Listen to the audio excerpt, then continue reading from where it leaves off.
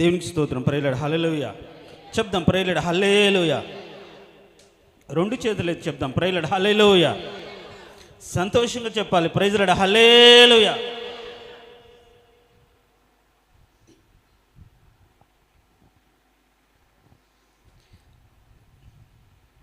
ఒక వ్యక్తి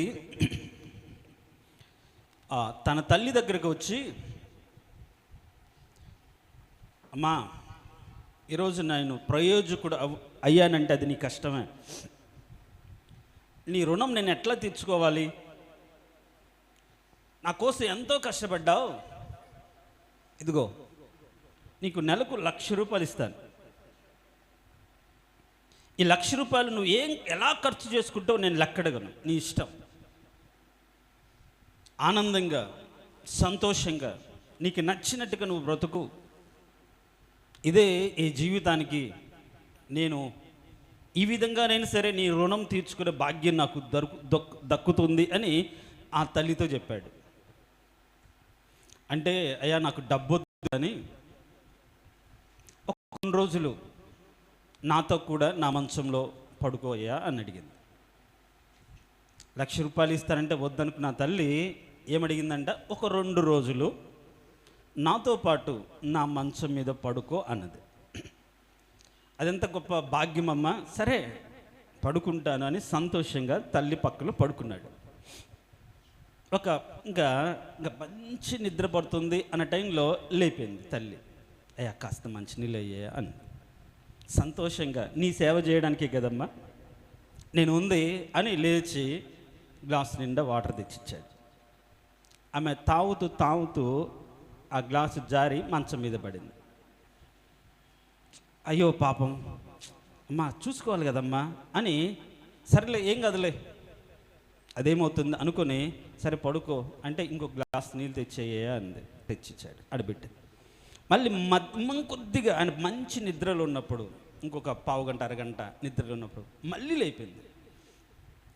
మళ్ళీ లేపి, అక్కడ పెట్టేవయ్యా గ్లాసు, నాకు అందుబాటు లేదు, నాకు కొద్ది అంది అని. సరేలేమ్మా అని తెచ్చిచ్చాడు. ఈసారి కూడా తాగుతూ గ్లాస్ కింద పడిపోయింది.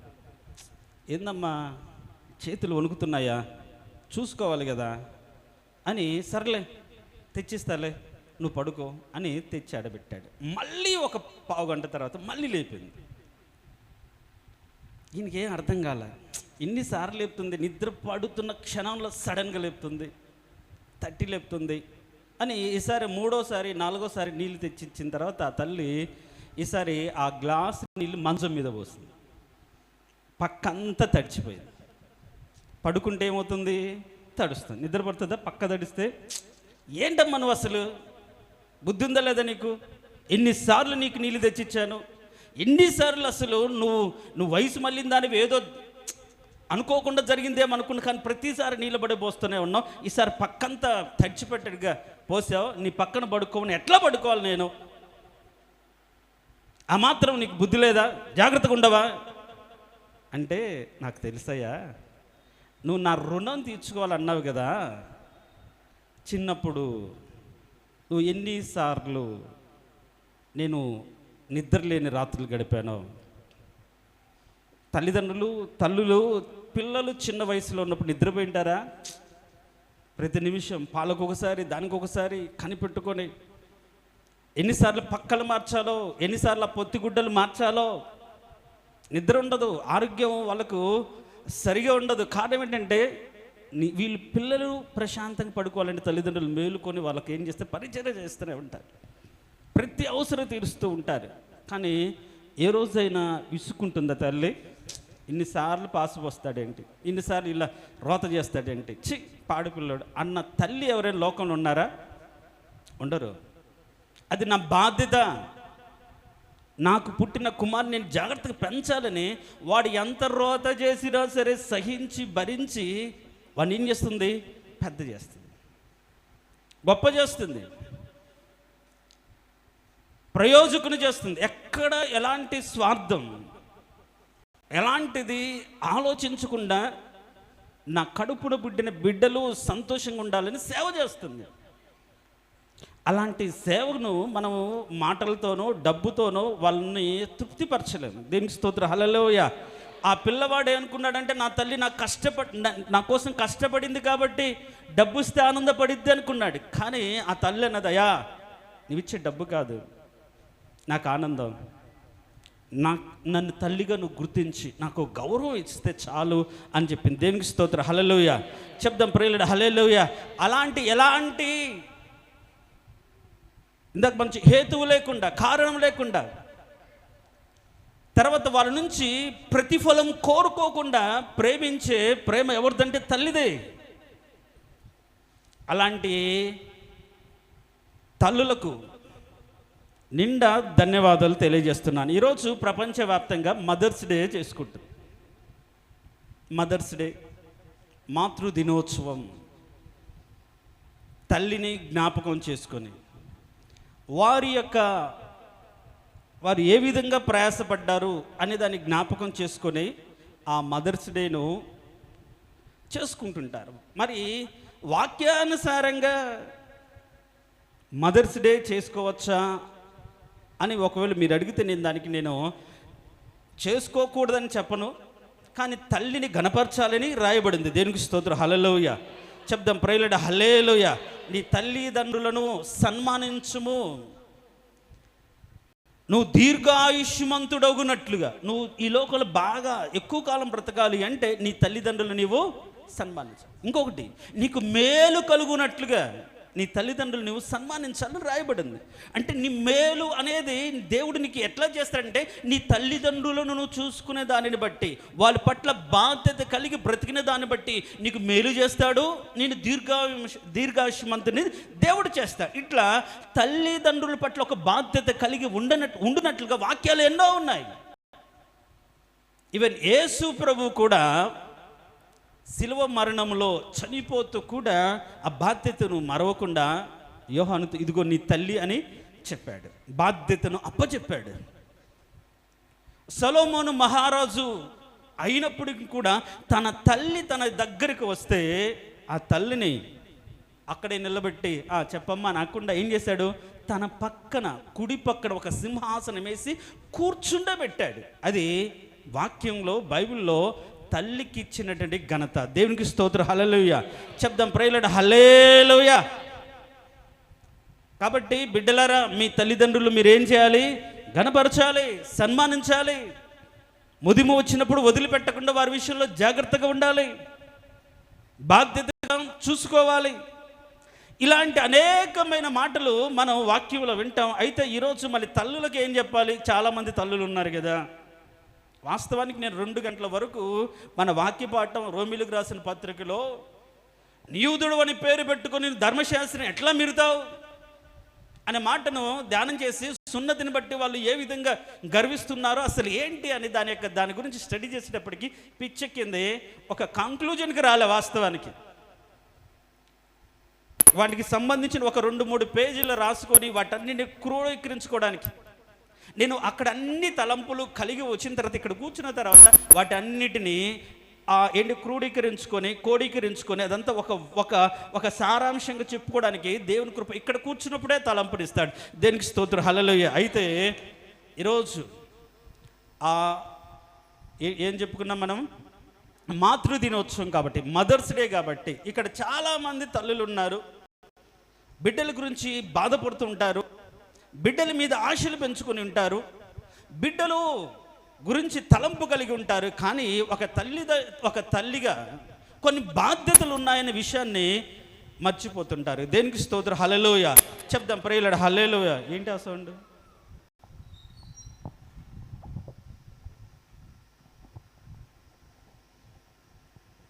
దేవునికి స్తోత్రం, హల్లెలూయా. చెప్దాం ప్రియులారా, హల్లెలూయా. సో తల్లిదండ్రుల యొక్క బాధ్యతలు, యెహోవా యందు భయభక్తులు కలిగిన స్త్రీ ఏమవుతుంది, కొనియాడబడునని రాయబడింది. అదే వాక్యంలో పై వచ్చినాన్ని కానీ మనం గమనిస్తే, ఆమె కుమారుడు లేచి ఆ తల్లిని ఏమంటారంటే నువ్వు ధన్యురాలు అని పొగుడుతారండి.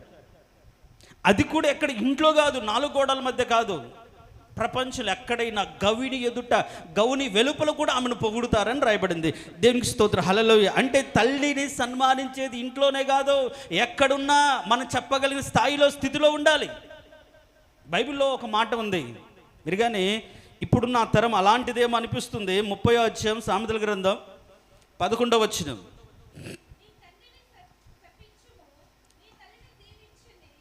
ఏమ్మా మరొకసారి చదువు. 30వ అధ్యాయం 11వ వచనం. తమ శపించుచు తల్లిని దీవించని, తండ్రిని శపించుచు తల్లిని దీవించని తరం గలదో. ఈరోజు ప్రయోజకులైపోయిన తర్వాత వదిలేసేవాళ్ళు, అనాథాశ్రయాలు వదిలేసేవాళ్ళు మనం చూస్తుంటాం. చంపేసేవాళ్ళు, కొట్టేవాళ్ళు, దూషించేవాళ్ళు ఎంతోమంది ఉన్నారు. అలాంటి తరం మధ్య తల్లులారా, మీరు మీ బిడ్డల పక్షాన మీరు ఏం చేయగలరో తెలుసుకొని ఉంటే మీ ప్రవర్తనను బట్టి, మీ ప్రార్థన భారాన్ని బట్టి వారి జీవితాలు కొన్ని కార్యాలు జరుగుతాయని ఈరోజు ఈ సందర్భంగా మీకు తెలియజేస్తున్నాను. దేనికి స్తోత్రం, హల్లెలూయా. తండ్రిని శపించి తల్లిని దూషించే తరంలో ఉన్నాం. లెక్కలేదు తల్లిదండ్రులు అంటే. నేను చెప్పాను కదా, ఒక స్టూడెంట్ నా దగ్గరికి వచ్చి, అసలు ఈయన కడుపును నేను పుట్టిందని నేను సిగ్గుపడుతున్నాను, ఇలాంటి వాడి కడుపును నన్ను ఎందుకు పుట్టించాడు ఆ దేవుడు? డబ్బు లేదు, ఏమి లేదు, చదవడానికి కనీసం ఫోన్ కొనియలేని తండ్రేనా అని డిగ్రీ చదివే పిల్లోడు వాళ్ళ తండ్రిని నా ముందే అడుగుతున్నాడు. చూడండి ఎలాంటి తరము, ఎంత దారుణంగా తల్లిదండ్రులు దొప్పిపడిచేవాళ్ళు. వాళ్ళకి రెక్కలు ముక్కలు చేసిన కష్టార్జితాన్ని కూడా గమనించలేని స్థితిలో. నా తల్లిదండ్రుల స్థాయి ఏంటి, స్థితి ఏంటి, వాళ్ళు ఎంతగా నన్ను కష్టపడుతున్నారు అని గమనించకుండా ఏమి ఇవ్వలేదు, ఏం పెడుతున్నారు, అసలు ఈ కుటుంబాలు పుట్టకపోయింటే బాగుండేది కదా అని బాధపడే తరం, తల్లిదండ్రులు గౌరవించలేని తరం, ఇంట్లల్లో ఉండకుండా మీ ఇంట్లో ఉండను అని బయటికి వెళ్ళిపోయే తరంలో ఉన్నాం మనం. ఇలాంటి తరంలో ఒక తల్లిగా, తండ్రిగా ఎంత జాగ్రత్తగా మనం ఉండాలో ఈరోజు ఈ మదర్స్ డే సందర్భంగా మన అనుదిన వాక్యాన్ని పక్కన పెట్టి ఒక మాటను మీకు జ్ఞాపకము చేయాలని కోరుతున్నాను. దేనికి స్తోత్రం, హల్లెలూయా. మీరందరూ తల్లులైన వాళ్ళందరూ కూడా బిడ్డల చేత ధన్యురాలు అనబడే కృపను దేవుడు మన సంఘంలో ప్రతి తల్లికి దేవుడు దయచేయునుగాక. మరి ఆ స్థితిలోకి రావాలి అంటే ఎవరు కొనియాడబడతారు, ఎలా ఉంటే కొనియాడబడతారు, ఎలా పెంచితే ఆ ఫలం మనం అనుభవిస్తాం. గమనించండి, ఇంకా పెళ్ళి కాని వాళ్ళు ఉన్నారు, పెళ్ళి చేసుకోవాలని ఎదురు చూస్తున్న వాళ్ళు ఉన్నారు, తర్వాత తల్లులయ్యే వారు ఉన్నారు. వారికి కూడా ఈ మాటలు. ఇప్పుడు సంసోను కడుపున పుట్టక ముందే సంసోను తండ్రి అయిన మానోహ భార్యకు దేవుడు ప్రత్యక్షమై చెప్తాడు. ఏమని చెప్తాడు? నీవు గర్భం ఒక కుమారుడు పుట్టబోతాడు, పుట్టేంత వరకు కూడా నువ్వు ఇలా ఉండాలి అని చెప్తాడు. చెప్పండి, అవునా కదా? మీరు చదవండి ఒక మాట, న్యాయాధిపతుల గ్రంథం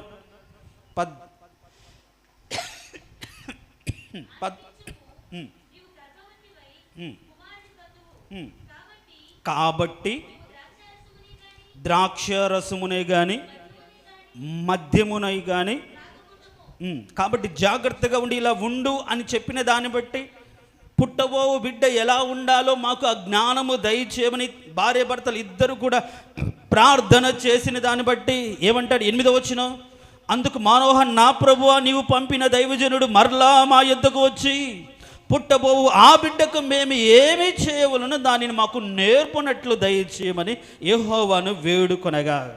అంటే తల్లిదండ్రులు బిడ్డలను ఎలా పెంచాలో దేవుని సన్నిధిలో ప్రార్థించాలి. మొదట పుట్టక ముందే ప్రార్థించాలి, పుట్టిన తర్వాత ప్రార్థించాలి. అది బిడ్డలు పుట్టడం అనేది సర్వసాధారణమే కదా భార్య భర్తలు అనే ఆలోచనలో కాదు. అది ఆయన అనుకరించి ఏంటి, బహుమానం అనే ఆలోచనతో ఆ బహుమానాన్ని చాలా జాగ్రత్తగా దైవ చిత్తానుసారంగా పెంచగలిగిన జ్ఞానం తల్లిదండ్రులు కలిగి ఉండాలి. ఇప్పుడు వీళ్ళు ఏం చేశారంటే, పుట్టక ముందే ప్రభువా మాకు అనుగ్రహిస్తున్న సంతానాన్ని మేము ఎట్లా వాళ్ళు పెంచాలి, ఏ ఆలోచన విధానాలు పెంచాలి, ఏ పద్ధతులు పెంచాలి, ఏ వాక్యానుసారంగా పెంచాలి, ఏ విధంగా చేయాలి ప్రభువా, ఆ జ్ఞానం మాకు నేర్పండి అని బిడ్డలు పుట్టక ముందే ప్రార్థన చేశారు. అయితే ఆ బిడ్డ పుట్టిన తర్వాత అలా ప్రార్థన ద్వారా పొందుకున్నటువంటి ఆ బిడ్డ విషయంలో 24వ వచనం చదువుతాం. తర్వాత ఆ స్త్రీ కుమారుని కని అతనికి సంసోన్ అని పేరు పెట్టెను. ఆ బాలుడు ఎదిగినప్పుడు యెహోవా అతనిని ఆశీర్వదించెను. దేవునికి స్తోత్రం. హల్లెలూయా చెప్దాం. ప్రియులారా హల్లెలూయా. ఇప్పుడు యెహోవా ఆశీర్వదించడానికి గల కారణం ఏంటంటే తల్లిదండ్రులు ఏం చేశారు? దేవుని సన్నిధిలో కనిపెట్టి ప్రయాసపడి ఎలా పెంచాలో అడిగి పొందుకున్న దానిని బట్టి అలా నాజీరుగా ఇప్పుడు ఆయన ఒక వయసు వచ్చేంత వరకు తల్లిదండ్రుల మాట విన్నాడు. మనము నువ్వు నాజీరు చేయబడిన వాడవు కాబట్టి ఎంట్రుకలు పెంచుకోవాలంటే విన్నాడు, లోబడ్డాడు. అందుకని బాలుడైన వాడికి ఏం చేయాలి? వాడు నడవలసిన త్రోవను మనం చిన్నప్పుడే నేర్పాలి. చిన్నపిల్లలకి ఏం చెప్తాంలే, చిన్నపిల్లలకు మనం ఏం చెప్తాం అని అంటారు. కానీ కాదు, నేర్పాలి ముందు నుంచే. మంచి చెడ్డలు, భయం, దైవికమైన భయం, దేవుడు ఎలా ఉంటే దీవిస్తాడు, ఎలా ఉంటే ఆశీర్వదిస్తాడు అని వారిని మనతో వెంట పెట్టుకుని వచ్చి దేవుని సంఘంలో వాళ్ళు ఎదుగునట్లుగా చేయాలి. బలవంతం చేసి స్కూళ్ళకు పంపిస్తారు, బలవంతం చేసి అన్నం తినిపిస్తారు, బలవంతం చేసి మందిరానికి అయితే పిల్లల్ని తీసుకురారు. ఈరోజు ఉన్న తల్లిదండ్రులకు మెంటారు. స్కూల్కి వెళ్ళకపోతే ఊరుకుంటారా? ఊరుకోరు. అన్నం తినకపోతే ఊరుకుంటారా? ఊరుకోరు. వాళ్ళు బలవంతం చేసి పెడతారు. వాళ్ళు తిని తృప్తి పొందితే అదేదో మనం తిని కడుపు నిండినట్టుగా ఆనందపడతారు. మరి నీ బిడ్డ, నీ పిల్ల మందిరానికి రాకుండా ఇంట్లో ఉండి టీవీ చూసుకుంటూ వాళ్ళ ఇష్టానుసారంగా బ్రతుకుతూ ఉంటే మాత్రం ఏం చేస్తానులేండి, పిల్లలు తెలుసుకుంటారులే, వస్తారులే, అడిగిపోతారు అనుకున్న వాళ్ళ జీవితాల్లో ఏం జరుగుతుంది? వాళ్ళు చూసేవి, తిరిగేవి, ఆలోచించే విధానం మీకు తెలియపోబట్టి ఈరోజు దుఃఖపడుతూ ఉంటారు.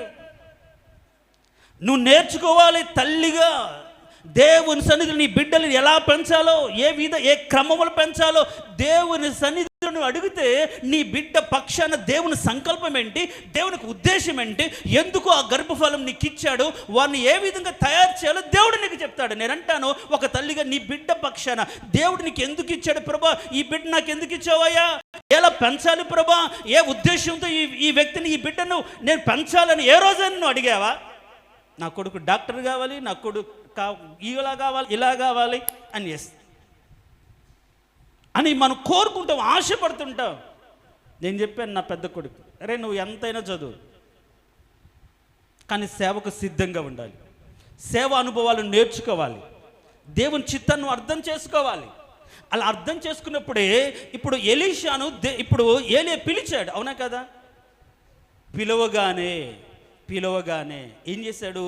ఆ యొక్క అరకలన్నీ కూడా బలి అర్పించేసి కృతజ్ఞత స్తుతి కూడిక పెట్టి ఏలియాకు ఉపచారం చేశాడు. అంటే ఏంటి? ఆయన బ్రతుకుండగానే, ఉద్యోగం చేస్తుండగానే, పని చేస్తుండగానే ఒకవేళ దేవుడు నన్ను పిలిస్తే నేనేం చేయాలి, ఎలా ఉండాలి, ఏ విధంగా పరిచర్య చేయాలి, ఏ విధంగా బలం పొందుకోవాలి, ఏ విధంగా ఆ యొక్క పరిచయ అనుభవాలన్నిటిని గురించి ఆలోచన ఎరిగి ఆ పని చేస్తున్నాడు. అప్పుడు పిలిచిన వెంటనే ఏం చేశాడు? వెంటనే అక్కడికి వెళ్ళి నేర్చుకోవాలి. ముందుగానే వాటికి తగ్గట్టుగా బ్రతికాడు కాబట్టి పిలవగానే ఆయన శిష్యుడు అయిపోయాడు. ఆయన చేతి మీద నీళ్లు పోసేవాడిగా, పరిచారకుడిగా, ప్రథమ శిష్యుడిగా మార్చబడ్డాడు. దేవునికి స్తోత్రం. హల్లెలూయా. ఎప్పుడైనా దేవుడు పిలిస్తే రావాల్సిందే. అది ఏ స్థితిలో ఉన్నా సరే, ఏ స్థాయిలో ఉన్నా సరే, ఎంత గొప్ప స్థితిలో ఉన్నా సరే, ఎలాంటి పరిస్థితుల్లో ఉన్నా సరే. అసలు ఉద్యోగం వద్ద, అసలు నువ్వు చదవనంటావా? డెహ్రాడూన్లో కానీ బెంగళూరులో కానీ బైబిల్ ట్రైనింగ్ పంపిస్తా అని చెప్పాను. దేవునికి స్తోత్రం. హల్లెలూయా చెప్దాం. ప్రియులారా హల్లెలూయా. వాళ్ళకి ఇవ్వాలి, వాళ్ళు తెలుసుకోవాలి, కానీ మనం ముందుగానే వాళ్ళకి నేర్పుతూ రావాలి. దేవునికి స్తోత్రం. హల్లెలూయా. దేవుని ఉద్దేశాన్ని వాళ్ళకి చెప్పాలి. మనం అడగాలి దేవుని సన్నిధికి వచ్చి, ప్రభువా నాకు ఇచ్చావు ఈ గర్భఫలం, నీ నామ నిమిత్తం ఎలా పెంచాలి ప్రభా, ఎందుకు నాకు ఇచ్చావు అని అడగగలిగితే దేవుడు ఏం చెప్తాడంటే, ఇదిగో వీరిని రక్షించడానికి, ఇదిగో వీరిని నడిపించడానికి, వీరిని కాపాడడానికి, సంఘంలో ఈ యొక్క పనిముట్టుగా, ఈ యొక్క పరిచారకుడిగా, లేకుంటే ఉద్యోగంలో ఇలాంటి ఘనత తెచ్చేవాడిగా, లేకుంటే వాళ్ళ కష్టార్జితం ఈ విధంగా నా కొరకు నీ బిడ్డ నేను నీకు ఇచ్చాను నీకు చెబితే ఆ విధంగా నువ్వు పెంచగలుగుతావు. సంసోను తల్లిదండ్రులు ముందుగా ప్రార్థన చేశారు. ఒకవేళ ఇప్పటికే నీకు బిడ్డలనిస్తే ఈరోజే నువ్వు అడుగు, ప్రియ తల్లి, దేవా నాకు ఇచ్చిన గర్భఫలం నీ నామ నిమిత్తం నేను ఏం చేయాలి, వారిని ఎలా పెంచాలి నీకోసం అనే ఆలోచన నేను కలిగితే ఏం చేస్తాడంటే, ఆ ఆలోచన ద్వారా పెంచితే దేవుడు వరకు తోడుగా ఉండి దేవుడు తాను చేయాలనుకున్న పని వారి ద్వారా తను చేయించుకుంటాడు. దేవునికి స్తోత్రం. హల్లెలూయా చెప్దాం. ప్రేరణ హల్లెలూయా చెప్దాం. 2 చేతులు ఎత్తి చెప్దాం. ప్రేరణ హల్లెలూయా. తల్లిదండ్రులు మొదట బిడ్డల గురించి ప్రార్థన చేయాలి. ఏం చేయాలి? ప్రార్థన చేయాలి. ఏమని? వాళ్ళు ఎలా పెంచాలో, ఏ విధంగా నీకు ఆయనకు అప్పచెప్పాలో ప్రార్థన చేయాలి. అది వాళ్ళు తెలుసుకుని ఉండాలి. దేవునికి స్తోత్రం. హల్లెలూయా. కాబట్టి ఒకవేళ ఇంకా సంతానం లేని వారు, ఒకవేళ సంతానం కోసం ఎదురు చూస్తున్న వాళ్ళు, తల్లులయ్యే కృపను పొందుకున్నటువంటి వారు ఏం చేయాలంటే, ప్రభువా నీవు నాకు కుమారునిస్తే, నీవు నాకు కూతురునిస్తే, దేవా నీ కోసం నేను ఏ విధంగా పెంచాలో ఆ జ్ఞానం నాకు అనుగ్రహించండి అని మనం దేవుని సన్నిధిలో ప్రార్థించే వారిగా ఉండాలి. దేవునికి స్తోత్రం. హల్లెలూయా. అంత మాత్రమే కాదు, వాడు ఏ విధంగా ఆ పరిచర్య చేయాలో నేర్పించే స్థితిలో ఉండాలి. దేవునికి స్తోత్రం. హల్లెలూయా చెప్దాం. హల్లెలూయా. ఇప్పుడు హన్నా ఉంది. హన్నా ఆ సంఘములో జరుగుతున్న పరిచర్యను గమనించింది. ఇప్పుడు ఏలీ కుమారులు సరిగా లేరు, సరైన స్థితిలో లేరు. అక్కడికి వస్తున్న వారు అందరూ కూడా బాధపడుతున్నారు, దుఃఖపడుతున్నారు, వేదన పడుతున్నారు. తప్పదు కదా. సరే వాడు ఎలాంటి వాడైనా సరే మనం వెళ్ళి మన పని చేసుకొని వద్దాంలే, మన బలి అర్పిద్దాంలే అనుకొని బలవంతంగా మందిరానికి వస్తున్నారు. కానీ ఏ వ్యక్తి కూడా మనస్ఫూర్తిగా మందిరానికి రాలేనటువంటి స్థితిలో ఇక్కడ ఈ యొక్క యాజకత్వం సరిగా జరగట్లేదు అన్నప్పుడు ఒక తల్లి ఆలోచించింది, ఒక నిజమైన సేవకుడు ఇక్కడ ఉంటే బాగుండు ఆలోచించింది. దేవునికి స్తోత్రం. హల్లెలూయా. దేవునికి స్తోత్రం. హల్లెలూయా. అందుకని దేవుని సన్నిధిలోకి వెళ్ళి, ప్రభువా ఒకవేళ ఇంతవరకు నా కొడుకును నా కూతురులకు నాకు సంతానం ఇవ్వనందుకు నీకు స్తోత్రం. అయితే నాకు సంతానం కావాలి ఇప్పుడు, కానీ వాడు నీ కోసం బ్రతికే విధంగా కావాలి. దేవునికి స్తోత్రం. హల్లెలూయా చెప్దాం. ప్రేరణ హల్లెలూయా. అంటే యెహోవా యందు భయభక్తులు కలిగిన వారు, దేవుని చిత్తాన్ని అర్థం చేసుకున్నవారు, సంఘములో ఏ పరిస్థితికి ఏ స్థితికి నా నుండి నా కుటుంబం నుండి ఒక వ్యక్తి ఉంటే బాగుండును అని ఆలోచన చేయగలిగిన తల్లిదండ్రులు కావాలి. దేవునికి స్తోత్రం. హల్లెలూయా. మాకేం కర్మ, మేము ఎందుకు చేస్తాం? చేసేవాళ్ళు ఉన్నారులే, వాళ్ళు చేస్తారు, మేము పైన షో చేస్తాం, పైన వస్తాం, మేము చెయ్యం అనేది కాదు. అయ్యో ఇక్కడ ఇది లేదా, ఈ కొరత ఉంది, ఈ బాధ్యత ఉంది, దీన్ని ఎవరు సరిగ్గా నిర్వర్తించలేకపోతున్నారు, ఇదిగో నేనైతే నా కుటుంబం అయితే బాగుండు అనుకొని ఆ కొరతను తీర్చగలిగినటువంటి ఆలోచనతో మనము దేవుని సన్నిధికి రావాలి. దేవునికి స్తోత్రం. హల్లెలూయా. ఆడపిల్లని ఎందుకు కోరుకోలేదు? కుమారుని ఎందుకు ఇవ్వాలి? అందుకని మన కుమారుని కావాలని కాదు. కుమారుడైతే యాజకత్వం చేస్తాడు, కుమారుడైతే దేవుని సన్నిధిలో నిలబడతాడు, కుమారుడైతే దైవిక సన్నిధిలో నిలబడి సరైన రీతికి యాజకత్వం చేస్తాడు. ఇప్పుడు దేవుడు ఆమె ప్రార్థనని కుమారుని ఇచ్చాడు. అయితే ఈ కుమారుణ్ణి ఆయనకు అప్పచెప్పే లోపు ఏం చేస్తుంది? యాజక క్రమాలన్నీ కూడా నేర్పింది. దేవునికి స్తోత్రం. హల్లెలూయా చెప్దాం. ప్రేరణ హల్లెలూయా. ఏం నేర్పింది అంటే మందిరంలో ఎలా ఉండాలో, ఎలా దీపం వెలిగించాలో, ఎట్ట రొట్టెలు సవరించాలో అని, ఆ యొక్క ఏలికి ఏ విధంగా పరిచర్య చేయాలో అన్నీ కూడా పిల్లలకు ఆమె సమయాలకి ఏం చేస్తుంది? ఇంటి దగ్గర ఉన్నప్పుడే నేర్పింది. మరి ఇంటి దగ్గర ఉన్నప్పుడు రే మన మందిరానికి వెళ్ళినప్పుడు ఇట్లా ఉండాలి, ఇట్లా ఉండకూడదు అని చెప్తున్నా. యవనస్తులకు ఇలా ఉండాలి, ఇలా ఉండకూడదు, మందిరానికి వెళ్ళినప్పుడు ఇలా ప్రార్థన చేసుకోవాలి, ఇలా భయం కలిగి ఉండాలి, ఇలా లోపడాలి, ఇలా ఉండాలి అని చెప్పే తల్లిదండ్రులు ఉన్నారా? మనకేం అవసరం రా, వాళ్ళ ఇష్టం కాబట్టి వాళ్ళు చేసుకుంటారు అన్నట్టుగా ఒకరి మీద ఏం చేస్తారు అంటే అసూయతో మాట్లాడే తల్లిదండ్రులు ఉన్నారు. మనం చూస్తున్నాం కదా. ఏదైనా అవసరం కొద్దీ, పరిచర్య కొద్దీ మనం ఒక అందరిని రమ్మంటే మమ్మల్ని పిలవలేదు కదా. దేవుని పనికి బొట్టు పెట్టి పిలిచేది ఏముండదు కదా. మందిరంలో అందరు రావాలి అన్నప్పుడు రావాలి, ఎవరు వస్తే వారినే ఉపయోగించుకుంటారు. దేవుడు కూడా అంతే, ఎవరు అందుబాటులో ఉంటే వారిని వాడుకుంటాడు, వారి ద్వారా తన అవసరాలు తీరుస్తారు. మనం ఆయన అందుబాటులోకి రావాలి, ఆయన సన్నిధికి రావాలి. అంతేకాని నేను రాను, నన్ను పిలిస్తేనే కాదు కదా. మనం అందుబాటులోకి రావాలి, ఆయన పరిచర్య చేయడానికి ఆసక్తితో దేవుని సన్నిధికి రావాలి. ఏ కుటుంబం కూడా సంఘం గురించి ఆలోచించినప్పుడు అన్న అక్కడ సరైన పరిచర్య కావాలని ఆలోచించింది ఒక తల్లి. కాబట్టి ఒక కుమారుడు పుట్టగానే ఆ పరిచర్య ఎలా చేయాలో నేర్పించి దేవుని సన్నిధిలో వదిలిపెట్టినట్టుగా మనం చూస్తాం. అందుకనే సమూయేలు ఆయన సన్నిధిలో ఏం చేశారు? దీపమును వెలిగించువాడుగా ఉన్నాడు. దేవునికి స్తోత్రం. హల్లెలూయా చెప్దాం. ప్రేరణ హల్లెలూయా. ఎలా పెంచింది? దేవుని కోసం, దేవుని యొక్క మహిమ అక్కడ లేదు. ఈ విధంగా అయినా సరే నా కుటుంబం ద్వారా సరే ఈ యొక్క పని జరగాలన్న ఆలోచన విధానంతో అన్న తన కుమారుని పెంచినట్టుగా మనం చూస్తాం. గమనించండి ప్రియులారా, సమూయేలు జీవితాన్ని కానీ మనం గమనించగలిగితే, సమూయేలు దేవుని సన్నిధిలో ఉండిన వ్యక్తి సర్వ ఆ ఇశ్రాయేలు జనాంగానికి ఆధారం అయిపోయాడు. దేవుని ప్రత్యక్షత అతని ద్వారా అనేకులకు తెలియజేయబడింది. అతని ప్రార్థన సంఘానికి, ఆ రాజ్యానికి కాపుదలుగా మార్చబడింది. సమూయేలు ఉన్నంతకాలం ఫిలిష్తీయులు వాళ్ళ మీదకి రాకుండా ఆపివేయబడ్డారు. అలాంటి ఒక యోధుడిని కన్నదండి హన్న. అలా ఇంటి యోధుడిగా మార్చిందే హన్న తన కుమారుని. సమూయేలు బ్రతికినంత కాలం ఫిలిష్తీయులు ఒకవేళ వచ్చినా జయం పొందలేకపోయారు.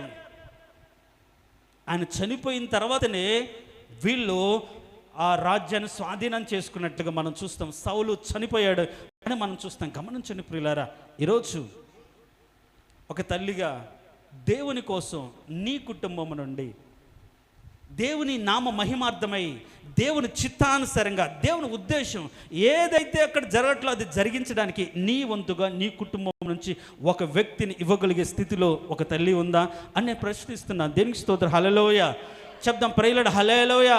మనం ధర్మశాస్త్రానుసారంగా మనం చూస్తే యాజకుడి పిల్లలు ఆ యొక్క 3వ నెల నుంచే ఆ పనిలోకి రావాలి. ఒకవేళ అంటే ఇశ్రాయేలీలు మిగతా వాళ్ళైతే 30 ఏళ్ళ తర్వాత పరిచర్యలోకి రావాలని బైబిల్లో రాయబడింది.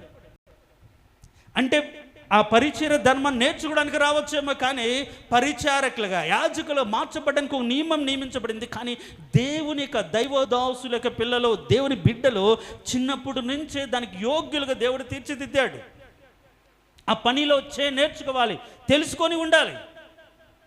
కాబట్టి ఈరోజు ఒక తల్లిగా దేవుని పని జరిగించడానికి నీ కుటుంబం నుంచి నీ బిడ్డల్ని తయారు చేయగలిగే తల్లిగా ఉన్నావా? అలా నువ్వు చేయగలిగితే ఒకరోజు చెప్పలేము, ఆ కుటుంబమే ఆధారం అవచ్చు ఆ సంఘానికి, ఆ సమాజానికి. ఏమని అనుకున్నదా? ఇక్కడ పరిచర్య ధర్మం జరగాలనుకున్నది ఆ తల్లి. ఇప్పుడు ఏమైంది? తర్వాత తరాలకు పోతే ఆ సమూయేలు వారికి ఏమయ్యాడు? ఆధారం అయ్యాడు. దేవునికి స్తోత్రం. హల్లెలూయా చెప్దాం. ప్రేలుడు హల్లెలూయా. కాబట్టి తల్లులారా, దేవుని సంఘంలో కొరతను నింపే బిడ్డలను మీరు తయారు చేయాలి. దేవుని పని నిమిత్తం ప్రయాసపడే బిడ్డలను మీరు తయారు చేయాలి. దేవుని పని ఒక వ్యక్తి నమ్మకంగా చేస్తే దేవుడు ఆ కుటుంబాన్ని ఎన్నో రకాలుగా ఆశీర్వదిస్తాడు. దేవునికి స్తోత్రం. హల్లెలూయా చెప్దాం. ప్రేలుడు హల్లెలూయా. ఒకసారి మార్కప్లు అనుకుంటాను, ఈ సొలొమోన్ సార్ కుటుంబం అంతా ఫ్యామిలీ గ్యాదరింగ్ జరిగినప్పుడు నేను వెళ్ళాను. వాక్యం చెప్తున్నప్పుడు ఈ కుటుంబం ఇంతగా దీవించబడ్డానికి దాదాపుగా 50, 60, 70, 80 సంవత్సరాల క్రితమే సాల్మన్ సారు అందరూ లోకానుసారంగా మతంలో లేకుంటే అన్నిలుగా బ్రతుకుతున్నప్పుడు దేవుని నమ్ముకొని పరిశుద్ధమైన పరిచర్యలో భాగమై తన కుటుంబాన్ని దైవికమైన భయముతో నింపుకొని ఆయన పరిచర్య చేశాడు. కాబట్టి ఆ కుటుంబంలో పుట్టిన, ఆయన గర్భంలో పుట్టిన ఆ బిడ్డలందరూ కూడా దేవుడు దీవించినట్లుగా మనం చూస్తాం. దేవునికి స్తోత్రం. హల్లెలూయా చెప్దాం. ప్రేలుడు హల్లెలూయా. అందుకనే నీతిమంతులు తమ పిల్లలు తమ తర్వాత ఏమవుతారు? దీవించబడతారు, ఆశీర్వదించబడతారని చెప్పాను. వాళ్ళ తరమంతా కూడా ఆశీర్వాదం. ఎప్పుడు? దావీదుకు దేవుడిచ్చిన వాగ్దానం, నీ పిల్ల తరమును చూస్తారో అన్నట్టుగా ఆ వాగ్దానం పొందుకోగలిగిన భక్తి ఒక వ్యక్తి చేస్తే, ఒకవేళ మనం లేకపోయినా మన తనంతరం కూడా మన బిడ్డలు కూడా ఆశీర్వాదానికి కారకులుగా, వారసులుగా మార్చబడతారు. దేవునికి స్తోత్రం. హల్లెలూయా చెప్దాం. ప్రేలుడు హల్లెలూయా. పాలెంలో ఎవరు కూడా దేవుని నమ్మనప్పుడు, దేవుని విశ్వసించినప్పుడు వాళ్ళు ఎలా ప్రయాసపడ్డారో, దేవుని నమ్మకం, దేవుని నామాన్ని గణపరచడానికి ప్రయాసపడిన కుటుంబం ఈరోజు ఎక్కడ ఉన్నా సరే దీవించబడిన కుటుంబాలుగా, వారి ద్వారా దేవునికి ఘనత కలిగిన కుటుంబంగా. ఆ విధంగానే మన ఆత్మీయ తండ్రి గారు నాన్నగారు కూడా ఆ విధంగా దైవికమైన కుటుంబంలో ఉంచబడ్డబడి వాళ్ళందరూ కూడా దీవించబడ్డారు. నేను చెప్పడానికి ఎలాంటి అతియోశక్తి లేదు. దేవునికి స్తోత్రం. హల్లెలూయా చెప్దాం. ప్రేలుడు హల్లెలూయా. కాబట్టి మనము దేవుని పని చేస్తే, ఒకవేళ ఇప్పుడు గుర్తింపు రాకపోవచ్చు, ఈరోజు నిన్ను గుర్తించలేకపోవచ్చు, నిన్ను ఈరోజు ఎవరు పొగిడే వాళ్ళు లేకపోవచ్చు, కానీ దేవుడు చూస్తాడు కదా, దేవుడు అర్థం చేసుకుంటాడు కదా, దేవుడే వారిని హెచ్చిస్తాడు. ఇప్పుడు సమూయేలుకు చెప్పాడు, దేవుడు మాట్లాడాడు. ఇప్పుడు ఆయన 20 ఏళ్ళ తర్వాత ఆ వాక్యం నెరవేర్చబడింది. అప్పుడు ప్రవక్తగా గుర్తించారు. వెంటనే వచ్చిందా? ఏలీ అయ్యా నన్ను ఎవరు పిలుస్తున్నారు? సమూయేలుని పిలుస్తున్నాడు అంటే ఇదిగో దేవుడు పిలిచాడు. అర్థమైంది. ఈసారి నువ్వు ఇట్లా ఉండని చెప్తే మాట్లాడింది అన్నీ వచ్చి చెప్పాడు. సరే ఆయన చెప్పాడు, ఆయన కాలం నెరవేరుస్తాడన్నప్పుడు ఇది అందరికీ అర్థమైపోయింది. ఇదిగో దేవుడు ఇలా చెప్పాడు. కానీ ఎప్పుడు నెరవేర్చబడింది? కొంతకాలం తర్వాత నెరవేర్చబడింది అన్నప్పుడు ప్రవక్తగానే స్థిరపరచబడ్డా. నా పేరు అందరికీ తెలిసిపోయింది. గమనించండి, ఈరోజు గుర్తింపు కోసమో, ఈరోజు ఒక ప్రాముఖ్యత కోసమో, ఈరోజు ఒక స్థాయి కోసమో, ఒక స్థానం కోసమో దేవుని పని చేయకూడదు. ఒక రోజు నిన్ను గుర్తించి నీ స్థానాన్ని హెచ్చించగల దేవుడని నువ్వు దేవుని పని చేయగలిగితే నీవే ఆ కుటుంబానికి, నీవే ఆ సంఘానికి, నీవే ఆ రాజ్యానికి ఒక కాపరిగా, లేకుంటే ఒక దైవజనుడిగా, లేకుంటే సంరక్షించే ఒక యోధుడుగా దేవుడు నిన్ను చేస్తాడు. దేవునికి స్తోత్రం, హల్లెలూయా. దేవునికి స్తోత్రం, హల్లెలూయా. కాబట్టి హన్నా తన కుమారుని దేవుని కోసం పెంచింది. ఎవరైతే దేవుని కోసం తన కుటుంబాన్ని పెంచుతారో ఇంకా అందరూ కూడా వారికి లోబడి బ్రతికేటట్లుగా చేస్తారు. ఇప్పుడు అంతమంది ఇజ్రాయేలీలు కూడా సమూయేలు మాట వినాల్సి వచ్చిందిగా. దాంట్లో విద్యార్థికులు లేరా, డబ్బున్న వాళ్ళు లేరా, సైనికులు లేరా, ఎంతమంది ఉన్నా సరే అల్టిమేట్గా సమూయేలు మాట వినాల్సి వచ్చింది. దేవునికి స్తోత్రం, హల్లెలూయా. చెప్దాం ప్రేయలాడు, హల్లెలూయా. కాబట్టి తల్లులు ఏం చేయాలి? ఒకటి, వారిని ఎలా పెంచాలో ప్రార్థన చేయాలి. 2, దేవుని పనిలో భాగమవునట్లుగా వారిని పెంచాలి. దేవుని సేవ, దేవుని పని అది ఏదైనా సరే. దేవుని పని అంటే, దేవుని సేవ అంటే వాక్యం చెప్పడమే కాదు, సేవకుడు కాపరి ఒకడే కాదు, రకరకాలైన పనులు ఉన్నాయి ఇక్కడ మందిరంలో, పరిచర్యలు ఉన్నాయి కదా మందిరంలో. సో ఈ పరిచర్య, ఏదో ఒక పరిచర్య ద్వారా అది కంప్లీట్ జరగాలనే ఆలోచనతో మన బిడ్డలను దేవుని సన్నిధికి తీసుకురావాలి, దేవుని సన్నిధి వాళ్ళని పెంచాలి. అది దేవుడు కోరుకున్నటువంటి ఒక పద్ధతి. దేవుని స్తోత్రం, హల్లెలూయా. చెప్దాం ప్రేయలాడు, హల్లెలూయా. కాబట్టి మీ బిడ్డలను దేవుని పరిచారకులుగా, దేవుని పనిలో ఒక సాధనములుగా పెంచే మంచి మనసు ప్రతి తల్లికి దేవుడు అనుగ్రహించునుగాక. 3, ఇప్పుడు మోషే తల్లి ఉన్నారు. ఎవరు? ఆమె పేరు యోకెబెత్. ఇప్పుడు ఫరో కుమార్తె వచ్చి ఈతని నా కొరకు పాలించి పెంచమన్నది. ఎవరి కొరకు పెంచింది? మనం ఎన్నోసార్లు వాక్యం విన్నాం. ఇప్పుడు మీరు గమనిస్తే మోషే ఒక్కడే దేవుని పని చేశాడా? కాదు కదా. గమనించండి, మోషే ఒక్కడేనా? కాదు. ఇప్పుడు అహరోను కూడా యాజకత్వం చేశాడు. మరి మిరియాము చేయలేదా? మిరియాము ప్రవక్తి అని ఎందుకు పిలువబడింది? ఇప్పుడు ఎర్ర సముద్రం దాటిపోయిన తర్వాత ఇంక వాళ్ళు ఆయన ప్రతిగాన దేవుని స్తుతిస్తున్నప్పుడు ఈమె ముందుండి నడిపించింది. అంటే నేను అనుకుంటాను, ఇప్పుడు విమోచకుడు ఒకరు వస్తారు అనే మాట అందరికి అర్థమయ్యేటట్టుగా దేవుడు మనం విడిపిస్తాడు, దేవుడు మనం కాపాడుతాడు, దేవుడు మనం విడిపించి ఒక ఉన్నతమైన స్థితిలోకి తీసుకెళ్తాడని ప్రతి చోట దేవుని గురించి చెప్పిన వ్యక్తిగా మనం చూస్తాం. దేవునికి స్తోత్రం, హల్లెలూయా. అంటే తన కుటుంబం అంతా కూడా దేవునికి పనిలో ఉండినట్లుగా, ఆమె పెంచినట్లుగా మనం చూస్తాం. దేవునికి స్తోత్రం, హల్లెలూయా. చెప్దాం ప్రేయలాడు, హల్లెలూయా.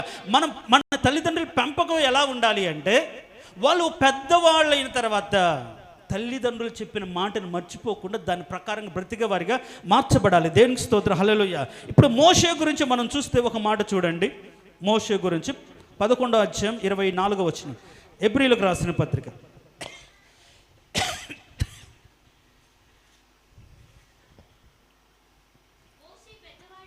మోషే పెద్దవాడైనప్పుడు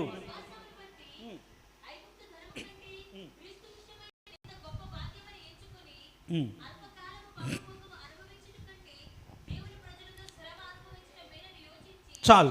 ఇప్పుడు ఈ ఆలోచనలన్నీ చాలా ఎక్కువ ఉంటాయి దీంట్లో. మోషే పెద్దవాడైనప్పుడు ఏం చేస్తాడు? మోషే పెద్దవాడైనప్పుడు ఎలా బ్రతికాడు? తన తల్లి ఏ విధంగా నేర్పించింది? అయ్యా నువ్వు రాజ అంతఃపురంలో బ్రతిక కృప దేవుడిచ్చాడు, కానీ నువ్వు యూదుడవు. మన స్థితి ఇది, మన బ్రతుకు ఇది. నీకు చేతనైనప్పుడు, నీకు వీలైనప్పుడు మా ప్రజలు జ్ఞాపకం చేసుకో. నువ్వు వాళ్ళ కోసం కాదు నువ్వు బ్రతకాల్సింది, నీ బిడ్డల కోసం, నీ ప్రజల కోసం నువ్వు బ్రతకాలని ఆమె ఏం చేస్తుంది? నూరు పోసిన దాన్ని బట్టి పెద్దవాడైనప్పుడు ఏం చేశాడు? ఇంకా ఈ రోజుల్లో బాగా డబ్బు ధనం ఉండి, ఆస్తిపాస్తులుండి ఇప్పుడు వేరే ఊర్లోకి వెళ్ళి ఎక్కడెక్కడో స్థిరపడిపోతున్నారు. తల్లిదండ్రులు ఒక మూల వదిలేసి, ఉన్న ఊర్లో వదిలేసి వేరే వేరే గ్రామాల్లో విదేశాల్లో సెటిల్ అయిపోతున్న వాళ్ళు ఉన్నారు కదా. ఇప్పుడు ఈయన అట్లా సెటిల్ అయిపోవడానికి అవకాశం ఉంది. సకల విద్య ప్రావీణ్యుడు, అన్ని కళలవచ్చు, అన్నిట్లో జ్ఞానం ఉంది. అలాంటి జ్ఞానాన్ని బట్టి ఇక్కడుంటే నాకు గౌరవం ఉంటుంది, ఇక్కడ ఉంటే నన్ను అందరు ఘనపరుస్తారు. అక్కడే ఉంది, ఆ ఇంట్లో ఏముంది, వాళ్ళు బానిసలు, వారితో కూడా ఉంటే నేను కూడా బానిసగా బ్రతకాలి. దేవుని కృపను బట్టి ఒక రాజుగా, రాజు కుమారుడిగా, రాణి కుమారుడిగా ప్రతి కృపనిచ్చాడు అనుకొని ఆ స్థాయిని బట్టి వాళ్ళు తక్కువ చూడకుండా ఏం చేశాడంటే ఇది కాదు కదా వాస్తవం. అందుకే మోషే పెద్దవాడైనప్పుడు ఏం చేశాడు, ఐగుప్తు ధనము కంటే క్రీస్తు విషయం నింద గొప్ప భాగ్యము. ఈరోజు బిడ్డలకు ఏం నేర్పిస్తున్నారంటే లోకంలో బాగా సంపాదించి గొప్పవారికి ఉంటేనే, ఉన్నతమైన స్థితిలో ఉంటేనే విలువ. నిజమే, ఈరోజు మన స్థాయి పెరిగితే మనకు విలువ వస్తుంది, కానీ అవసరమైతే దాన్ని వదులుకొని దేవుని కోసం బ్రతికే విధంగా మార్చాలి. ఇప్పుడు మోషే పెద్దవాడైనప్పుడు మనం చదువుతాం, ఐగుప్తు ధనము కంటే ఏది గొప్పదనుకున్నాడు? నింద. క్రీస్తు కోసం నింద. డబ్బు కోరుకోలే, డబ్బును ఆశపడలే, డబ్బు దాని యొక్క స్థాయిని, ఆ స్థితిని బట్టి గౌరవాన్ని కోరుకోకుండా క్రీస్తు విషయమైన నింద గొప్ప భాగ్యమని ఎంచుకొని ఏం చేశాడంటే అల్పకాలం, ఈ డబ్బు, ధనము, హోదా, గౌరవం అంతా కూడా అల్పకాలమే, ఇది పాపభోగం, ఇది అనుభవించాల్సిన అవసరం లేదు. అవసరమైతే నా ప్రజలతో, దేవుని ప్రజలతో శ్రమ అనుభవిస్తే చాలు అని నిశ్చయితలకు వచ్చాడు. దేవుని స్తోత్రం, హల్లెలూయా. చెప్దాం ప్రజలు హల్లెలూయా.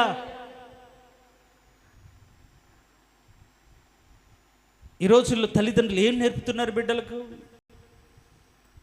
క్రీస్తు కొరకు నింద అనుభవించాలి, శ్రమ అనుభవించాలి, ప్రజలతో కూడా ఉండే విధంగా నేర్పుతున్నామా?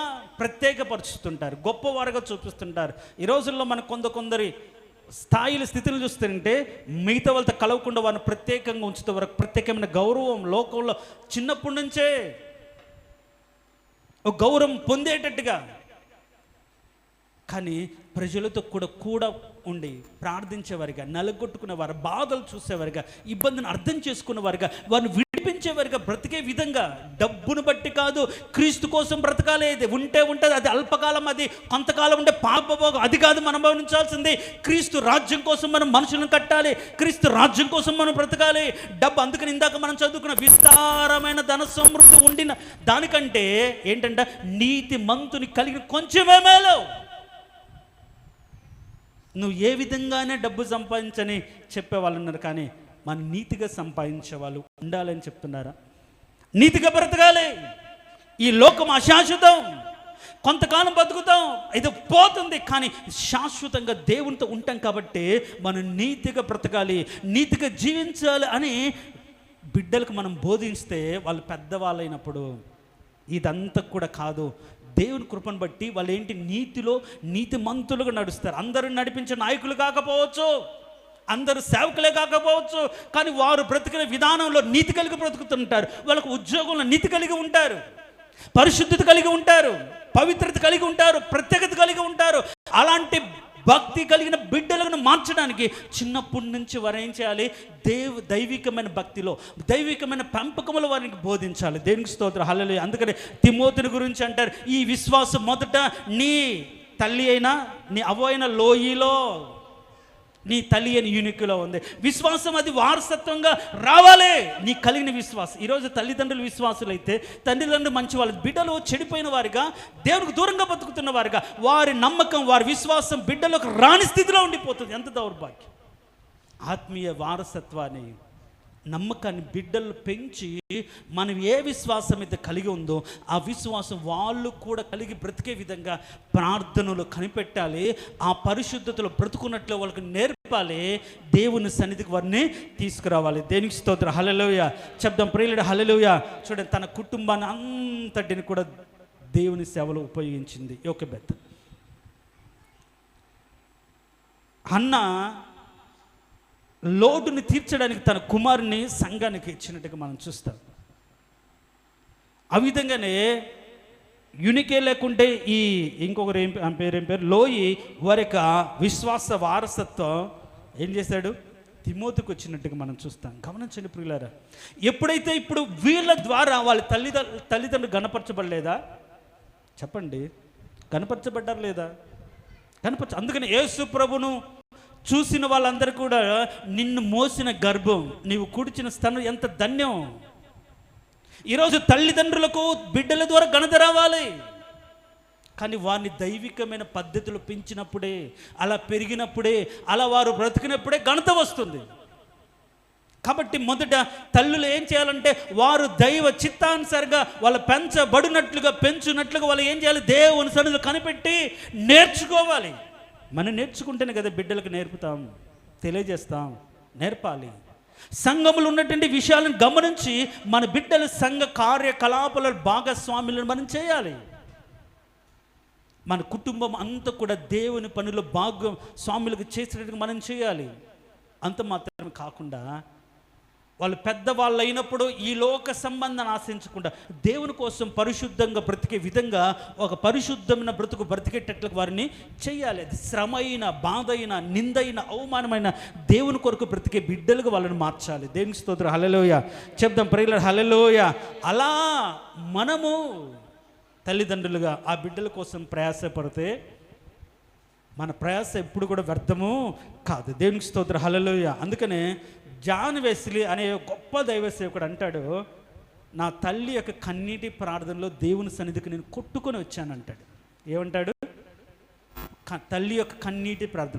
11 మందో 12 మందో బిడ్డలైతే ప్రతిరోజు ప్రతి రాత్రి ఆ తల్లి ఒక్కొక్క బిడ్డ దగ్గర కూర్చొని, అయ్యా ఈ బిడ్డను ఎలా పెంచాలి, ఈ బిడ్డ ఎలా ఉన్నాడు, అయ్యా వీడి ప్రవర్తన సరిగా లేదు, ఈ బుద్ధి మాగలేదు, వీడు అల్లరి చిల్లరికి తిరుగుతున్నాడు, యవనస్తులతో బతుకుతున్నాడు, వీళ్ళు మార్చు ప్రభా, వీడు నీ సన్నిధిలో పట్టుకోండి ప్రభా అని ప్రతి బిడ్డ గురించి కన్నీరు కార్చిన దాన్ని బట్టి ఒకరోజు ఆ కన్నీటి ప్రవాహంలో దేవుడు ఎక్కడ కొట్టుకొని వచ్చాడు? ఆ బిడ్డ దేవుని సన్నిధిలో కొట్టుకొచ్చాడు. ఏం చేద్దాం? ఇక నేను మార్చలేను, వదిలేస్తే సరిపోతుందా? కాదు. నువ్వు ఏం చేయాలంటే ప్రతిరోజు మొదటి జామున లేచి నీ బిడ్డల కోసం ఏం చేయాలి? అయ్యా ఈ ఫలం నాకు ఇచ్చావు, ఇది ఫలకరంగా మార్చబడాలి తండ్రి, ఇది నీ నామానికి మహిమకరంగా బ్రతకాలి, అంతేగాని అవమానకరంగా కాదు, లోకిచ్చలు బట్టి కాదు తండ్రి. నువ్వేం చేస్తావో నా బిడ్డ నీ సన్నిధిలో ఉండాలి ప్రభువా, నువ్వే కాపాడాలి, నువ్వే పెంచాలి, నువ్వేం చేస్తావు తెలియదు, నీకు అప్పచెప్తున్నానని మనం ప్రతిరోజు మన బిడ్డలను దేవునికి అప్పచెప్పి దేవుని చిత్తాన్ని కోరుకుంటూ వారి నిమిత్తం ప్రతిరోజు ప్రార్థన చేసిన దాన్ని బట్టి వాళ్ళు పెరిగిన తర్వాత దేవుని సంకల్పంలోకి వాళ్ళు వస్తారు. దేవునికి స్తోత్రం. హల్లెలూయా చెప్తాం ప్రియులారా, హల్లెలూయా. సంసోను తల్లి ప్రార్థన చేసింది, దేవుని సంకల్పంలోకి వచ్చాడు. మోషే తల్లి ప్రార్థన చేసింది, దేవుని సంకల్పంలోకి వచ్చాడు. అన్న ప్రార్థన చేసింది, దేవుని సంకల్పంలోకి వచ్చాడు. జకరియా ఎలిజబెత్లో దేవుని సన్నిధిలో ప్రార్థన చేశారు, దేవుని సంకల్పంలోకి వచ్చారు. తల్లిదండ్రుల ప్రార్థనను బట్టి దేవుడు ఉద్దేశించిన సంకల్పంలోకి వారు నడిపించబడతారు. దేవుడు ఏదైతే ఉద్దేశించాడో వారి ద్వారా ఈ లోకంలో ఏ కార్యాలైతే జరిగించాలనుకుంటారో ఆ కార్యాలు జరిగించినట్లుగా ఏ తల్లి అయితే ఆ బిడ్డలను దేవుని ఎత్తి పెట్టుకుని, ప్రభా నాకు ఇచ్చిన ఈ గర్భఫలం ఎందు నిమిత్తం ఇచ్చావో, ఏ పనులు జరిగించడానికి ఇచ్చావో ఆ పనులు జరిగించినట్లుగా నీ కూర్పును దయచేయి, నీ కాపుదల దయచేయి, నీ జ్ఞానం అనుగ్రహించని ఏ తల్లి అయితే దేవుని సన్నిధిలో కన్నీరు కారుస్తుందో వాళ్ళు పెద్దవాళ్ళు అయినప్పుడు, ఒకవేళ ఇప్పుడు యవనస్తుల లోపల క్రియలు చెడిపోవచ్చు, లేకుండా వాళ్ళు సరిగా లేకపోవచ్చు, కానీ కన్నీరు కార్చిన దాన్ని బట్టి పట్టబడి దేవుని సన్నిధిలోకి వాళ్ళు తేబడతారు, అంతే. కాబట్టి ఈరోజు ఒక తల్లిగా నువ్వేం చేయాలి అంటే వాళ్ళ చేత గణపరచబడే విధంగా ముందు నువ్వు దేవుని సన్నిధిలోకి వచ్చి మనోహబరిలాగా ఆ బిడ్డలను ఏ విధంగా పెంచాలి, ఆ బిడ్డల పట్ల దేవుని చిత్తం ఏంటో తెలుసుకుని దాని ప్రకారంగా పెంచాలి. దేవుని ఉద్దేశాన్ని వాళ్ళు ఎరుగునట్లుగా దైవికమైన భయం చెప్పారు మోషకి చెప్పింది అంతా కూడా ఆయన అర్థం చేసిన ఒకరోజు తల్లి మాటకు లోబడ్డాడు. ఆ విధంగానే సమూయేలు కూడా దేవుని సన్నిధిలో పెరిగాడు. మరి ఈరోజు మన బిడ్డలు ఎందుకు రావట్లేదు దేవుని సన్నిధిలో? ఎందుకు పెరగట్లేదు దేవుని సన్నిధిలో? ఎందుకు నిలబట్టలేదు దేవుని సన్నిధిలో? నా కుటుంబం ఆయన సన్నిధిలో ఉండాలి అని వాడిని తీసుకురావాలి. అయ్యా ఇదిగో నా బిడ్డ, ఇదిగో వీరి గురించి ప్రార్థన చేయి, ఇదిగో ఈ బిడ్డని ఈ విధంగా ఉపయోగించుకొని నీకు చాతైన రీతిలో నా బిడ్డ దైవికమైన పరీక్షలు ఉపయోగించుకొని అప్పచెప్పే వాళ్ళ తల్లిదండ్రులు కరువయ్యారు. వాడబడి కుటుంబాలు చూస్తే ఈర్ష్య కరెక్ట్ కాదమ్మా. నువ్వు దేవుని పని చేస్తే నీ పని దేవుడు చేస్తాడు, 100% ఖచ్చితంగా చేస్తాడు. మన దేవుడు దీవిస్తాడు, ఆశీర్వదిస్తాడు. కాబట్టి తల్లిలారా మీ బిడ్డల గురించి మీరు ప్రార్థన చేయండి. మీ బిడ్డలను దైవికమైన పనిలో భాగస్వామిని చేయండి. దేవుని కొరకు పెంచండి. వాళ్ళు ప్రజల కొరకు నిలబడతారు, ప్రజలు నడిపించే నాయకులు అవుతారు. వారి ద్వారా రాజ్యాలే ఆశీర్వాదకరంగా మార్చబడతాయి. దేవుని యొక్క కృపలో వాళ్ళు ఎదుగుతారు. కాబట్టి ఈరోజు మనం తల్లిదండ్రులు కనపరచాలి. వాళ్ళు కనిపిస్తే మేలు కలుగుతుందని ఎప్పుడు బిడ్డల గురించే కాదు, తల్లిదండ్రులుగా మన బిడ్డల విషయంలో ఎలాంటి బాధ్యత కలిగి ఉన్నామో నువ్వు అర్థం చేసుకోకపోతే ఒకరోజు ఏడ్చే రోజు ఒకరోజు వస్తుంది, బాధపడే రోజు ఒకరోజు వస్తుంది. యాకోబు దైవభక్తి కలిగిన వాడే, కానీ దీనా విషయంలో స్వేచ్ఛగా వదిలేసింది దాన్ని బట్టి, విచ్చలవిడిగా వదిలేసింది దాన్ని బట్టి ఆమె ఏం చేసింది, వెళ్ళి ఒకరిని చూసింది, వాడు రేప్ చేశాడు, ఏం చేశారు, కుటుంబానికి అవమానకరంగా తీసుకొచ్చింది. స్వేచ్ఛ ఇవ్వాలి, కానీ అబ్జర్వేషన్ చేస్తుండాలి. ఎలా ఉన్నారు, ఎక్కడ ఉన్నారు, ఎవరితో మాట్లాడుతున్నారు, ఏం చేస్తున్నారు, కరెక్ట్గా ఉన్నారు, తలంపులు కరెక్టేనా, వీళ్ళ పద్ధతులు కరెక్టేనా, అనుమానించినట్లుగా ఉండకుండా అబ్జర్వ్ చేస్తున్నట్టుగా ఉండాలి తల్లిదండ్రులు. లేకపోతే కోల్పోతాం, నష్టపోతాం. తన కుటుంబానికి అవమానం తెచ్చింది. బిడ్డలు ఒకవేళ ఫ్రెండ్లీ పేరెంట్స్ అని ఈరోజు ఫ్రీగా బిడ్డలు వదిలేస్తే వాళ్ళు ఏం చేస్తున్నారో నువ్వు తెలుసుకొని స్థితిలో తెలుసుకున్నాక వస్తారులే అనుకుంటే అప్పటికే చాలా లేట్ అయిపోతుంది, నువ్వు నష్టపోతావు. కాలా కాకుండా వాళ్ళ ప్రవర్తన దేవుని సన్నిధిలో నువ్వు కాపు కాయాలి. దేవా, నా బిడ్డలు తప్పిపోకూడదు, నా బిడ్డలు లోకంలో పడిపోకూడదు నాయన, నా బిడ్డలు లోకేచ్ఛలు బట్టి బ్రతకూడదు. వాళ్ళు లోకంలో ఉన్నాడు. చదువుకున్న బిడ్డల గురించి తల్లిదండ్రులు కడుపు కొట్టుకుని దేవుని ప్రతి నిమిత్తము ప్రార్థన చేయాలి. అయ్యా, ఎవరితో మాట్లాడుతున్నారో, ఎట్లా బతుకుతున్నారో, ఆ మాటల తేడా ఉండకూడదు, ఆ చూపుల తేడా ఉండదు. లోకంలో ఉన్న ఎవరెచ్చులతో ఉన్న వారితో మాట్లాడుతున్న ఆ కోరికలకు పోకూడదు. అయ్యా, నీ తలంపు వారికి, నీ సమాధానం వారికి తలంపులు కావులు ఉంచండి ప్రభు. ప్రతి నిమిత్తం ప్రతిరోజు కూడా ఆ బిడ్డల గురించి ప్రార్థన చేస్తుంటే దేవుడు ఒకవేళ తల్లిదండ్రుల దగ్గర లేకపోయినా దేవుని కాపుదల వారితో ఉండి వాళ్ళు ఏం చేస్తారు, దేవుని కృపలు వారిని బలపరుస్తూ ఉంటారు. దేవునికి స్తోత్రం, హల్లెలూయా. కాబట్టి ఈరోజు నవమోసాలు మోసి కష్టపడి బాధపడి, ఇప్పుడంటే సిజేరియన్స్ వచ్చాయి, అంతకుముందు అయితే నార్మల్ డెలివరీ అంటే ప్రాణం పోయినంత పని. అందుకనే అది ఒక కొత్త జన్మ అనేవాళ్ళు. అంత ప్రసవ వేదన పెట్టి దుఃఖపడి వేదన పడి, కానీ వారి గురించి బాధ్యత లేకపోతే, ఒక ఆలోచన లేకపోతే, వారిని కాపాడి బలపరిచి దీవించే దేవుడు నీకు ఉన్నాడని తెలిసి కూడా వారి గురించి ప్రార్థించకపోతే, వారిని దేవునికి అప్పచెప్పకపోతే ఏం లాభం?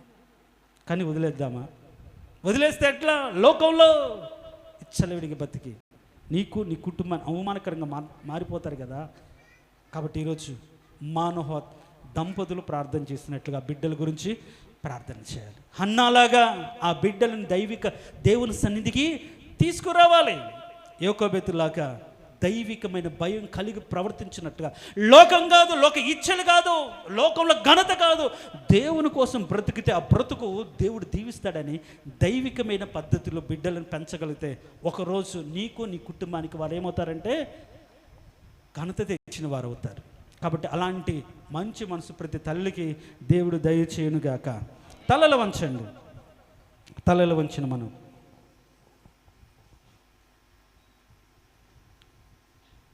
బైబిల్ తల్లికి ఒక ప్రత్యేకమైన స్థానం ఇచ్చాడు. దేవుడు ఆదరించే విషయంలోనే ఒకని తల్లి వాడిని ఆదరించినట్లుగా అని వాళ్ళ ఆదరణ, తల్లి స్థానాన్ని ఆయన తీసుకుంటే గొప్ప దేవుడే తల్లి యొక్క ప్రేమను, తల్లి యొక్క స్థితిని అర్థం చేసుకొని ఒకని తల్లి వాడిని ఆదరించినట్లుగా నేను ఆదరిస్తానని చెప్పిన దేవుడు. కాబట్టి తల్లిగా మార్చబడిన నీవు, ఒక బిడ్డకు జన్మనిచ్చారు, దేవుని బహుమానం పొందిన నీవు తల్లిగా గణపరచబడతావు. వాళ్ళు పాస్ అయితే గొప్పగా ఉన్నావు, వాళ్ళు మంచి ఉత్తీర్ణత సాధిస్తే సంతోషపడతావు. కానీ దేవుడు ఏముందా? నీతికి బ్రతుకుతున్నారా? పరిశుద్ధంగా మార్చబడుతున్నారా? పరిశుద్ధంగా కాపాడుతున్నారా? రాజగృహంలో ఉండినా సరే పరిశుద్ధతలో నిలబడాలని తల్లి చెప్పింది. అవసరమైతే ఆ సుఖభోగాన్ని వదులుకోవాలని తల్లి నేర్పింది. కాబట్టి అవసరమైనప్పుడు మోషే వదిలిపెట్టుకున్నాడు. నువ్వేం నేర్పుతున్నావు? ఆ తల్లిలాగా దుర్మార్గమైన పనులు నేర్పడకు ఆ తల్లి తన కుమారుకి నేర్పినట్టుగా నేర్పుతున్నావా? నీ బంధువుల మీద, నీ స్నేహితుల మీద, నీ ఇరుగు పొరుగు మన ద్వేషం, కోపం, ప్రతీకారాచలు నేర్పుతున్నావా?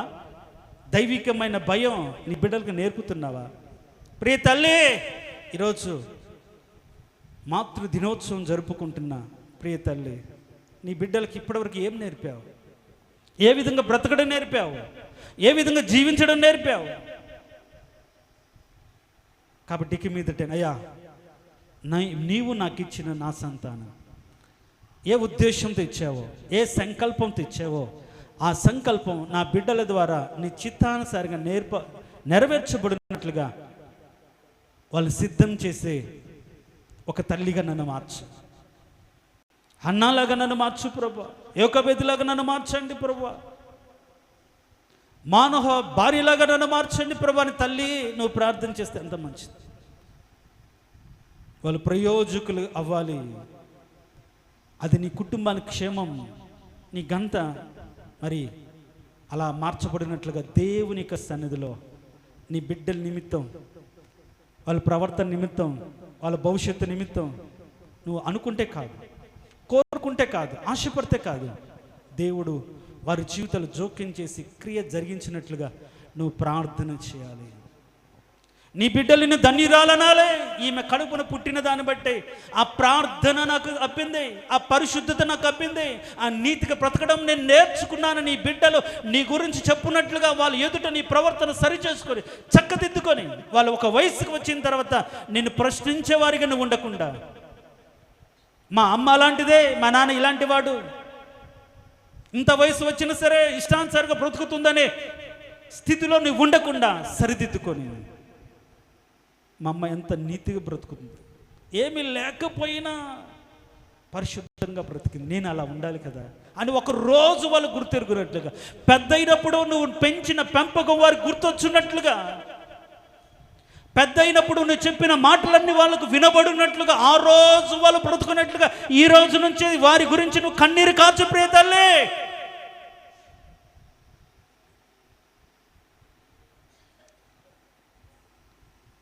తల్లి ఎట్టిదో బిడ్డ అట్టిదే అని ఎజ్కేల్ గ్రంథం 16:44 ఉన్నట్లుగా అట్లా మార్చుకో. మాకు నువ్వు పరిశుద్ధులు, నీ బిడ్డ కూడా అలా ఉండాలి.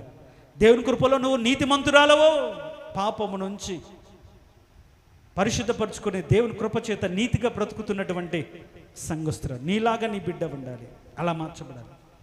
నువ్వు పరిశుద్ధంగా ఉండి నీ బిడ్డలు లోకంలో ఉండడం కాదు. దైవికమైన భయం, దైవికమైన చిత్తం, దేవుని సంకల్పం నీ బిడ్డ పక్షాన నెరవేర్చబడినట్లుగా తండ్రి నాకు నేర్పయ్యా అని అడగడం ఒక తల్లి బాధ్యత. నీ బాధ్యతను సక్రమంగా నిర్వర్తిస్తే నీ బిడ్డల పక్షాన దేవుడు కూడా తన బాధ్యతను తగిన కాలంలో నిర్వర్తించి గొప్ప చేస్తాడు. కాబట్టి ప్రియ తల్లి, నీ బిడ్డలు ఇప్పటికీ చేయి దాటిపోయారా? వాళ్ళ భవిష్యత్తును మార్చి తిరిగి దేవుని పనిలో వాడుకోగలిగిన దేవుడు. ప్రార్థన చేయి,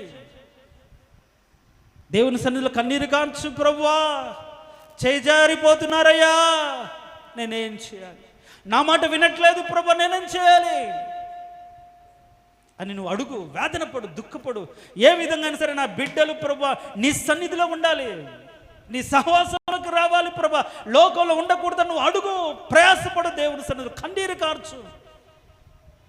నీ కన్నీటి ప్రవాహంలో నీ బిడ్డలు మందిరానికి కొట్టుకొని వస్తారు. ప్రార్థన చేసుకున్నాం. మహోన్నతుడ, సర్వాధికారి, అవునయ్యా, ఈ మదర్స్ డే రోజు తల్లిగా నిర్వర్తించాల్సిన, తల్లిగా కోరుకోవలసిన, తల్లిగా ఉండాల్సినటువంటి కొన్ని విషయాలు మా సంఘంలో తల్లులకు మీరు చెప్పడానికి మీరు ఇచ్చిన కృపను బట్టి నీకు స్తోత్రం. అవునయ్యా, తల్లి అయితే సంతోషం, తల్లిగా పిలవడం ఆనందం. కానీ ఆ తల్లికి ఈ లోకంలో మేము కొనియాడబడాలంటే ఆ బిడ్డలు ప్రయోజకులుగా మార్చబడాలి. అది లోక సంబంధంగా మాత్రమే కాదు, దైవికంగా కూడా వాళ్ళు ఈ లోకంలో నీతిమంతులుగా తీర్చబడాలి. నీలో ఎదగాలి తండ్రి. అప్పుడే ఆ తల్లికి ఆనందం, అప్పుడే ఆ తల్లికి సంతోషం. బైబిల్లో తల్లిని ఘనపరచమని రాయబడింది. తల్లికి ఒక ప్రత్యేకమైన ప్రాధాన్యత ఇవ్వబడింది. సిలువలో సైతం, శ్రమలో సైతం తల్లిదండ్రులకు బాధ్యత మర్చిపోనటువంటి స్థితి ఇవ్వబడింది. అంత గొప్ప స్థానం తల్లికి ఇవ్వబడింది. తల్లిని దూషించేవాడు నిశ్చయంగా మరణానికి పాత్రుడని రాయబడింది. లోయ కాకులు వారి కన్నులు పీకి వేస్తాయని రాయబడింది. తల్లిదండ్రుల పట్ల బిడ్డలు ఎంత భయభక్తులు కలిగి ఉండాలో రాయబడింది నాయన. అది ఒకవైపే, కానీ తల్లిగా ఎలా ఉండాలో కూడా మీరు చెప్పబడి, ఎలా బ్రతకాలో కూడా మీరు ఇవ్వబడింది తండ్రి. వాటిని అర్థం చేసుకొని ప్రతి తల్లి కూడా వాక్యానుసారంగా బిడ్డలను పెంచడానికి, వాక్యానుసారంగా ప్రార్థనలో బిడ్డలను కాపుదలను ఇవ్వడానికి, వాక్యానుసారంగా వారి భవిష్యత్తును నిర్మించడానికి ప్రయాసపడే తల్లిగా ప్రతి ఒక్కరిని మార్చి, ఒకరోజు సంతోషంగా బిడ్డలను చూసి మురిచిపోయే విధంగా, ఆనందపడే విధంగా, నా బిడ్డలు నా దేవుని దృష్టిలో నమ్మకంగా బ్రతుకుతున్నారనే తృప్తి పొందే తల్లులుగా మా తల్లులందరినీ కృపలో జ్ఞాపకం చేసుకుని దీవించి బలపరచమని యేసయ్య అతి శ్రేష్టమైన దివ్యగణ నామమున అడిగి వేడుకొంచున్నాము తండ్రి, ఆమేన్. ఆ విధంగానే తలలో వంచండి. తలలో వంచిన మనం ఒకప్పుడు మనం లోకంలో శాపంతో, పాపంతో ఉన్నప్పుడు తన కృపచేత తన రక్తంను చిందించి పాపం నుంచి విడిపించి తన రక్తంతో కడిగి పరిశుద్ధపరిచి